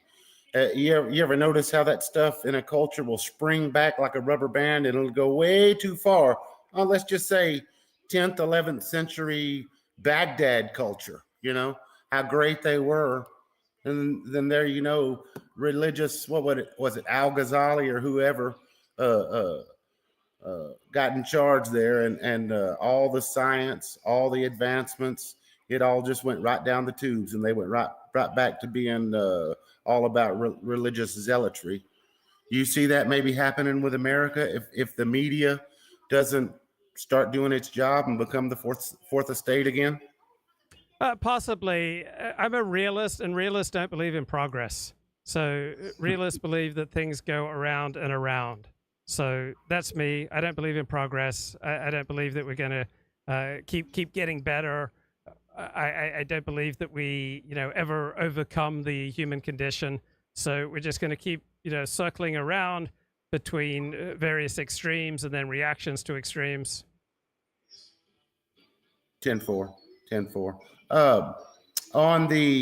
We just finished Pride Month, and generally they like to shove it down our throat, but it seemed like it wasn't that strong this month. How did it feel in California? Did you seem like they laid off a little bit this year in Pride? Yes. I haven't even thought about Pride Month. So it was one of the weakest Pride Months that I remember. Right. Well, I don't know. I think maybe they realize they've overplayed their hand. You know, at some time, maybe the immorality of it all might be sinking in. And I don't know if you've realized there's a lot of infighting there. The L, the G's and the B's don't get along with the Q's and the T's and the pluses. They feel like there should be some male only, female only places where they can do their thing. But, you know, the T's are like, fuck no, I want to beat your ass in every sport around, you know? So another thing on that pride stuff, you notice you never see women dressing up as men with a corncob pipe and a beard or something, going and trying to talk to those kids and read school books. It's always... Yeah. It's always men pretending to be sexy women, you know, that they're not. Isn't that weird how it never goes the other way? It's always just one way. So I think I might have drifted from the point that we were trying to make there. But yeah, You don't fear that maybe we'll have a swing back so hard that after our time, my children might be living under the influence of some Ayatollah type of religious leadership? I don't live in fear, period. I think it's entirely possible. I think if a religious way of life simply becomes a more effective way of life. So right now it's religious people who are reproducing and secular people who are having fewer kids. So there is an argument that the future belongs to the religious. Mm-hmm. Yeah, I told my dad last week on some level that the Mormons settled the West. He didn't know what the fuck I was talking about. But do you understand when I say that on some level they did settle the West? Well, yeah, Mormons punch above their weight in this worldly influence. They tend to be fairly affluent. They tend to have pretty solid families. They tend to have an effective system for going through life. Mm-hmm. One of the things that you were touching on the media tonight, one of the things that I think is one of the most dangerous aspects of them is the way they work as containment. Whereas, let's say my father thinks that Fox News hung the moon, and I told him Fox News have got 100 subjects they should be talking about, but for whatever reason, they themselves contain their purview to just a certain range. And I would say great replacement theory is something that I've heard 2 or 3 times in media, and it's always mentioned as an Alex Jones type of thing. But at the same time, my old man's in his 80s, and when he was born, America was 88.5% white. And you can fast forward to now, and the census says we're 58% white. But if there's 10 or 11 million illegals in America and they're not white, that means we're only 55% white. So what's conspiracy theory and what's fact? You know, when it comes to something like great replacement, and you see what I'm saying, the media, they could be doing more there. Well, whether it's just clearing the fog up from people's eyes, you know? Well, paying attention to white interests is just socially unacceptable, right? For African Americans or for Jews or for gays to pay a great deal of attention to their group interests is socially praiseworthy, but for the white Christian majority to pay the same attention is considered just socially unacceptable. So that's the nature of things. But is it not dangerous when the media focuses on just interactions of black people with cops who are unarmed? Those 10 unicorns a year, you know? Yeah. The media promotes all sorts of unrealistic perspectives on reality, and the media was quite enthusiastic to gin up Black Lives Matter radicalism in 2014, 2020, leading to thousands of additional murders and traffic fatalities and pedestrian deaths. So the media is not always on the side of the angels. Yes, as Stephen Saylor has pointed out, the Ferguson effect killed how many extra black people when the cops backed off and they started taking the guns to the party and taking the weed to the party and going ahead and having the shootout because the cops weren't going to be around anymore. Yeah, it's been an absolute disaster, and many of the leading corporations donated a lot of money to Black Lives Matter, effectively subsidizing this anti-social agitation. That's right. A stated Marxist organization hell-bent on the destruction of the traditional family. At what point do white people start having the strength of their own convictions? Well, I say, as someone, I don't have cable TV, but I know my dad watches that Fox News, and I know that all he's got for advertising is the St. Jude kids and My Pillow guy and all that, because Democrats are such a-holes that they make sure that the other advertisers stay away from them, whether they protest or whatever. But where's that on the other side? How are these corporations able to advertise on these channels and have all these white people not say anything about their support for Black Lives Matter, about their support for DEI, about their support for the decadence and immorality of Pride Month and all that comes with it? one of the few surrogate activities that I have is watching NASCAR. And one thing every year is NASCAR fans get pissed off when NASCAR has to come out with a tweet that says they support Pride Month. And the thing is, because they're driven by corporate sponsorship, they ain't got no damn choice but to follow and, you know, hang the pride flag and say yes sir, no sir, 3 bags full to all that stuff, because they have to be beholden to all those corporations. And if 1 or 2 of them's down with it, then NASCAR's got to be down with it, you know, or they'll withhold the sponsorship dollars from them. So okay, I got a gross. point. Okay, I got a point. One reason that this happens is that people who hold your point of view tend to be antisocial, effectively living in caves. I don't agree with you. I think people like me, the NASCAR guy, was a popular thing back in 2000. But you lost. You lost. The people who wield power don't hold your point of view. You have to have social connections, you have to have money, and you have to wield power effectively. And the left, generally speaking, wields power much more effectively and keys to power, money, and social connections. And the left has it, and the right overwhelmingly doesn't. And so the left keeps kicking the right wing's ass. Yeah. Well, you and I know the Jews are mostly on the left, and they're a little bit more warlike than the typical NASCAR fan. So they're more effective. They're more effective. They're more of a corrosive.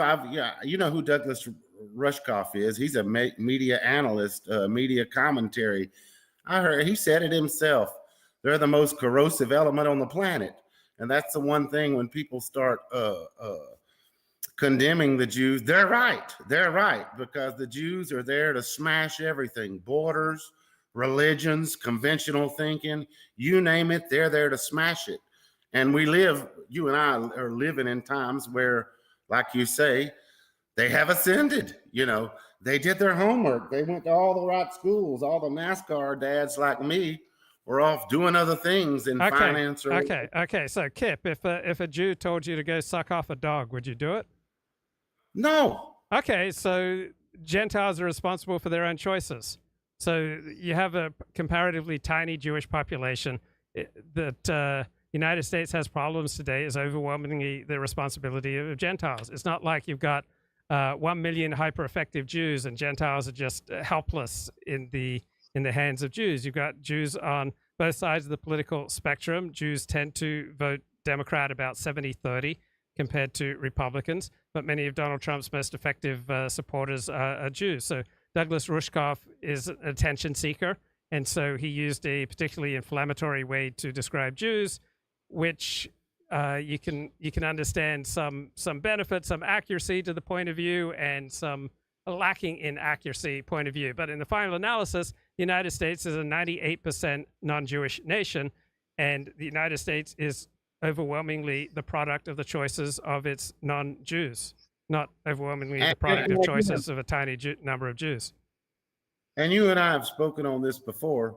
Jews have intellectual, even in their off time, their pursuits are intellectual. You know what I mean? And it's just asking the average WWF watching, Gentile. I know, my man, I know there's such a gulf there, I'm just saying it sucks because I'm having to live in it because there's not enough people. I believe Steven Saylor himself is a Jew, but there's not enough Gentiles like me who are noticers of anything. But back to the media, I wasn't trying to poke the bear at you. I was just like making a point when you were saying that ascension.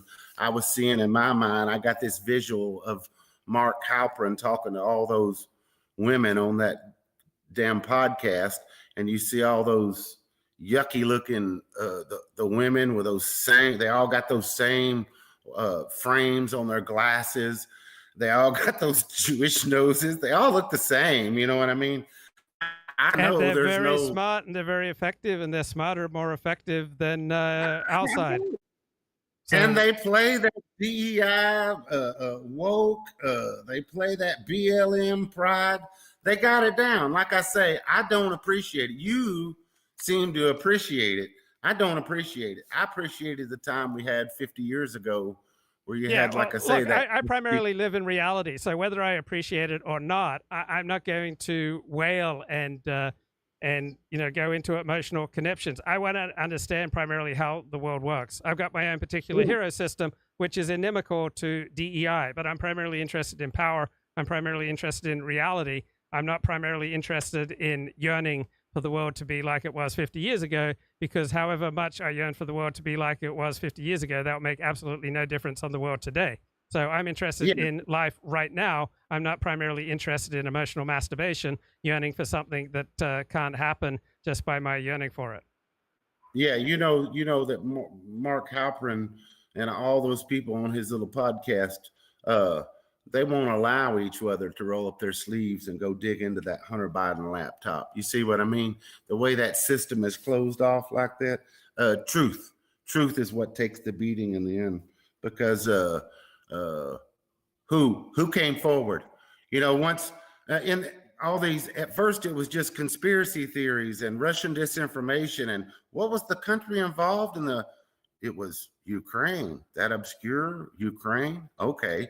And then Ukraine war happened with Russia. Still, where was 2020? Where was 60 Minutes? Where was anybody on Mark Halperin's? Well, why is the right so pathetic at producing something equivalent to Google, something equivalent to Facebook, something equivalent to the New York Times, something equivalent to 60 Minutes? There is a tremendous lack of expertise. There's a tremendous lack of excellence on the part of the right, that almost all our institutions and almost all the power and the money is on the side of the left, because the right consistently produces schlock.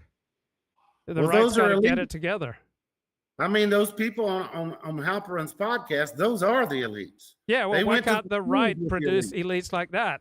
We've got a right wing that's increasingly low IQ and just ineffective.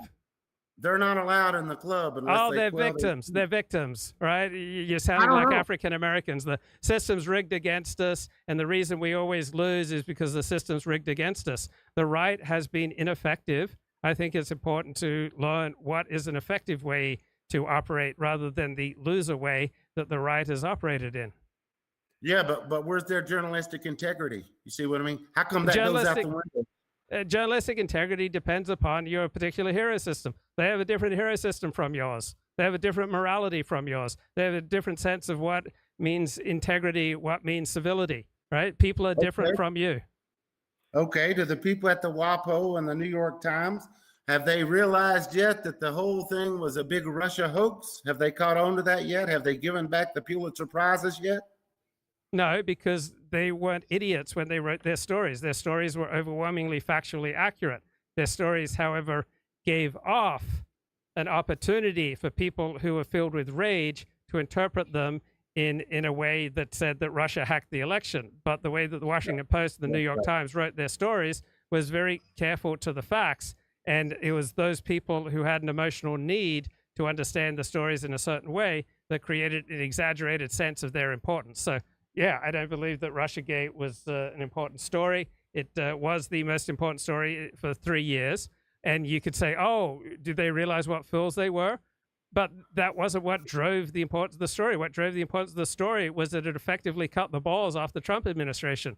The left was very effective at cutting the balls of the Trump administration. So did the story succeed? Yeah, the story worked out for them. It did real well for them because it emasculated the Trump administration. They were very effective and they accomplished what they set out to accomplish. Mm-hmm. The media, I thought, particularly mask off. I'd say 5 or 10% of Americans might have been able to see the media for what it was during that Rittenhouse case. Did you notice how they really overplayed their hand there? Yeah, yeah. And of course, 100% of my sympathy was on the side of Kyle Rittenhouse. But the people who rise to the top in journalism tend to be on the left. And there are reasons that journalism overwhelmingly is attractive to people on the left. And right-wing incompetence has prevented the right from creating powerful journalistic institutions like 60 Minutes, 2020, or the New York Times. So maybe one of these days the right wing will develop some competence and some excellence and create alternative and equal or superior institutions. Mm-hmm. Yeah, back to George Floyd. When it comes to that situation, I believe that was what, June 2016. When that happened, what's your gut feeling? Do you think something like that is organic and just black people are just made to destroy? Or do you think there was maybe elements within some group, labor unions or something, that gets within that group and they make sure something gets lit on fire? You know, how do you think? Yeah, there are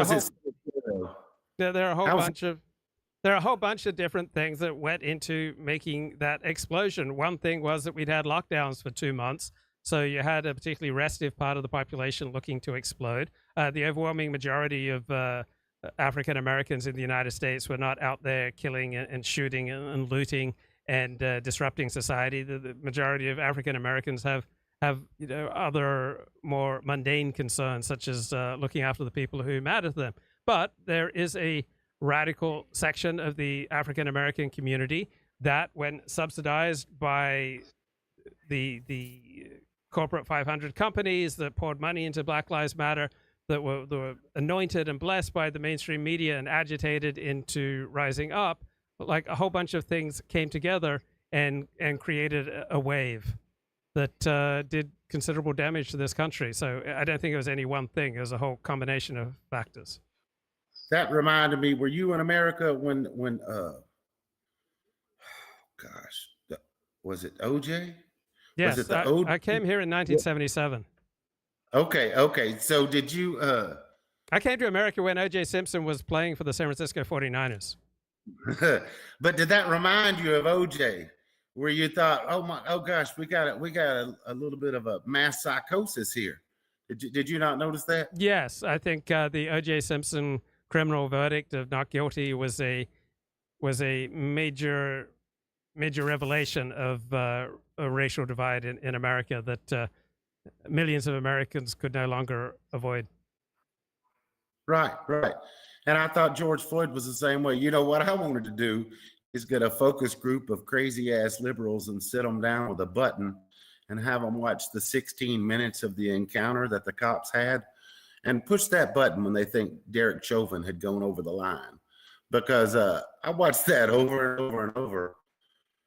And I just didn't see where the man went over the line. I didn't see where any of them went over the line. And as I saw those towns burning one after the other, that's what I kept asking myself. Did they even watch the video? No, of course not. What do you think? Of course, they saw certain portions of the video, but you can lead a horse to water, but you can't make them drink. Right? You're not going to change the liberal worldview by sitting people down and forcing them to watch all 16 minutes. All right? They would have emerged out of that experience with the exact same views that they held going in. You're not going to directly force people to change their minds. And did you notice how the media, the way they do this 180 to where, let's say when Trump is telling people that he's being censored on social media outlets, they'll be like, no, it's not true. No, it's not true. And then when they go, bam, you're off Twitter, motherfucker, and you're off of Facebook, get out of here. Then all of a sudden the media says, yeah, he is banned from them, and it's a good thing. So they go from, no, it's not happening, to, yeah, it's happening, and it's a good thing. You notice the way they do that on several subjects? Yes, I sure do. And then when you really think about it, think about what if Woodrow Wilson or Truman or Eisenhower had been taken off the radio? Because whether we like it or not, social media, stuff like Twitter, is the public square now, because the news, the TV news is such fake media now, as Trump calls it. I don't find that any more surprising than one type of pond scum conquering another type of pond scum. All forms of life try to maximize their own interests. That's just as true for people on the right as people on the left. So yeah, people on the left try to maximize their interests. You don't think if CBS Radio or NBC Radio had told Eisenhower or Truman or Roosevelt that no, you're not going to be allowed to speak on our networks, that they wouldn't have hauled them in for something to do with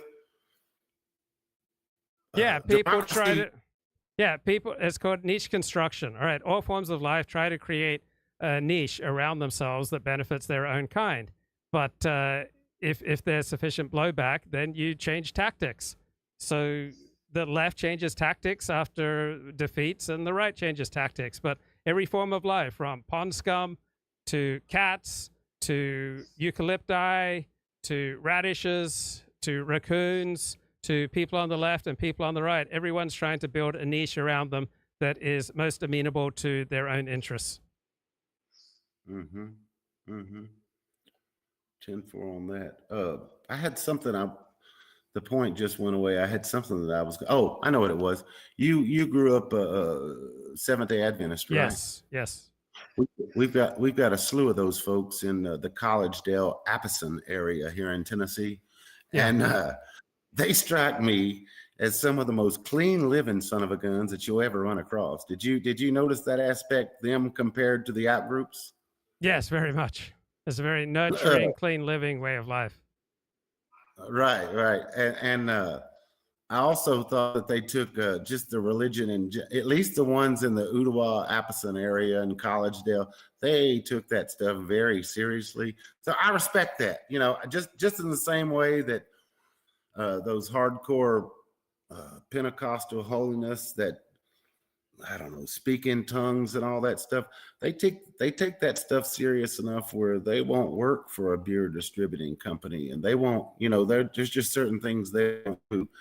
And I can respect that. I don't believe in their religion, but I respect that kind of stick-to-itiveness.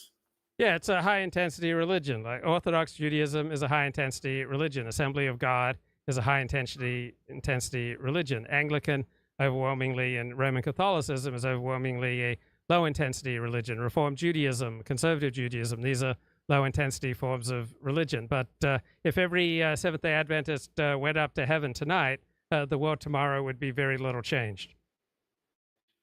Yeah, there's not that many when you put them all together, huh? Well, it's not just that. They're not particularly influential, except in the realm of health. Right? There are a lot of Seventh-day Adventists working as doctors, as nurses in the realm of health, but overall they have very little influence on the world. We spoke about the Mormons earlier. Have you ever noticed the correlation between Utah, the beehive state, and multi-level marketing schemes? Oh yeah, they're really big into that. Yeah. It's like a magnet for that stuff. And I don't know, maybe it's because their groups are so large that it's just a natural for them. But no, I mean, they are the distribution hubs for all that stuff. Because when I think of Seventh-day Adventists, I think of them as sort of like Mormons, also very clean living, Yes. High intensity religion. Yeah, they take it seriously. So anyway, those are just some of my observations. I used to pay attention to all the different religions, and those are a few, that really made an impact on me that I paid attention to. But yeah, just in general, we were talking about the media tonight, but it's kind of my belief that a lot of the institutions that once served America well are kind of now on a foundation of sand. Would you push back on something like that, or do you think that I'd say you have to compare American institutions to institutions in other countries, not to some idealization of institutions. Like, name me a country where you have better institutions than America right now. That'd be hard, Luke. Yeah, because we've got problems, but we're still the most powerful country in the world, most powerful economy in the world, the most powerful military in the world, and the gap between us and our competitors is expanding. Right, the U.S. economy is booming. Everyone else's economy sucks. Yeah, this is the one thing. When you talk about the leaders, that part I don't know, but I can equate that because behind the leaders, there's always a financial end that really runs the show, and I can agree with you that at this point, nobody has found a better safe haven than the U.S. dollar, which is crazy. Because you will agree with me that in yours and my lifetime, The prices of houses have gone up, 20, 25 times over. The price of gold's gone up 20, 25 times over. This much is true. This is the unseen tax on people. This is the tax where, I don't know if you could think back in America in the late 1800s, they had like the Whiskey Rebellion and everybody was raising Cain. I think they just found inflation is the one acceptable tax. So when you tell me that the leadership in America must be as good as everywhere else, I didn't say it was as good. I said I don't know anywhere that is better. So however flawed our institutions are compared to the alternatives that you find in France or in England or in Canada, I think America's okay. Yeah, but that could just be that everything is not very good in all those places. I do notice that in a lot of places, Sweden and Britain, they have the same gripes that we do. Some nameless bureaucracy has held the borders wide open, and I've heard places like Sweden and Germany have been irreparably changed. I don't know. Yeah, so I just want to focus on the real world. What are the alternatives? And no one knows how to control a major bureaucracy, right? Nowhere in the world can you easily take a bureaucracy to court if you don't like what they're doing. Nowhere in the world does the executive have much power and influence over the bureaucracy. Nowhere in the world does the parliament or the Congress have much power over bureaucracies. So bureaucracies largely operate independently of the judiciary, out of the legislative branch, out of the executive branch, and it's a challenge trying to keep the bureaucracy in line everywhere in the world. No country has mastered how to keep its bureaucracy in line. Okay, Kip, I'm going to run. Let's continue this another time.